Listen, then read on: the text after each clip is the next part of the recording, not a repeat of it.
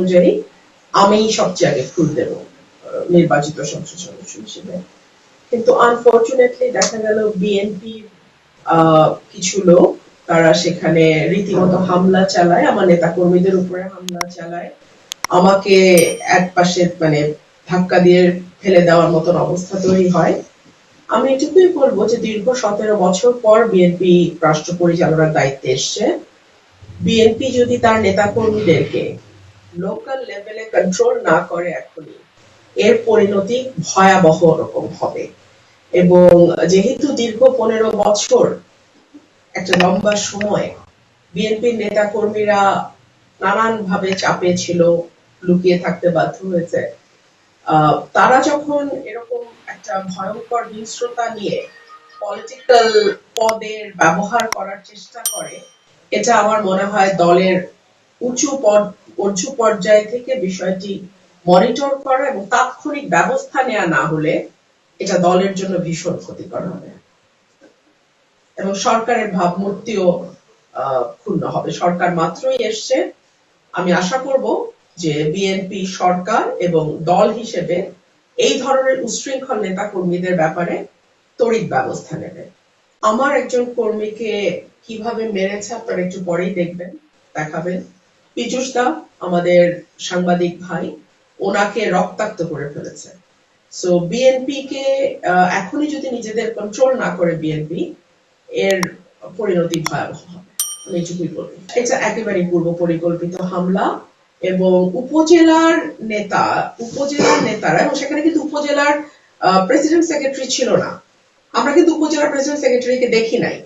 এখানে গুন্ডা প্রকৃতির একটা লোক, উনি এই হিসাবে এভাবে এলাকায় এভাবে পরিচিত, সেই লোকের নেতৃত্বে কিছু উচ্ছৃঙ্খল ছেলে পেলে তারা গিয়ে হামলাটা চালায়। এটা তো ওদের একটা পরাজয়, মেনে নেওয়ার কষ্ট আছে। আমি এখান থেকে স্বতন্ত্র জিতে গেছি, ওনারা কোটি কোটি টাকার লেনদেন করেও পারেন নাই, ব্যালট স্টাফ করেছেন, ওনার ছেলে সেনাবাহিনীতে আছে, সেই পরিচয় ব্যবহার করে নানান ভাবে চেষ্টা করেছেন, কাজ হয় নাই। দেখুন, যখন সরকারি দলের নেতা কর্মীরা এরকম ভয়াবহ ভাবে তাণ্ডব চালায়, তখন আসলে 5-10 জন পুলিশ কিন্তু সেটা কন্ট্রোল করতে পারে না, চাইলেও পারবে না।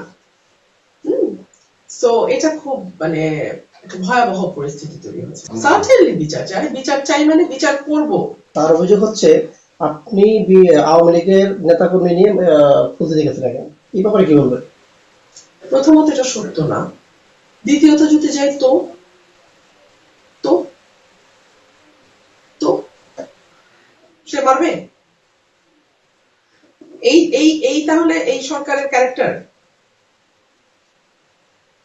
প্রথমত এটা সত্য না, দ্বিতীয়ত যদি যাই তো কারো কি উস্কানি আছে এর পেছনে মনে করছেন?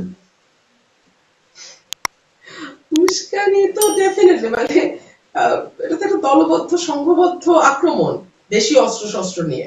অশিক্ষিত লিডারশিপ যারা স্থানীয় থাকে তার এক ধরনের পাঙ্গা লড়তে চায়, এটাই আর কিছু না।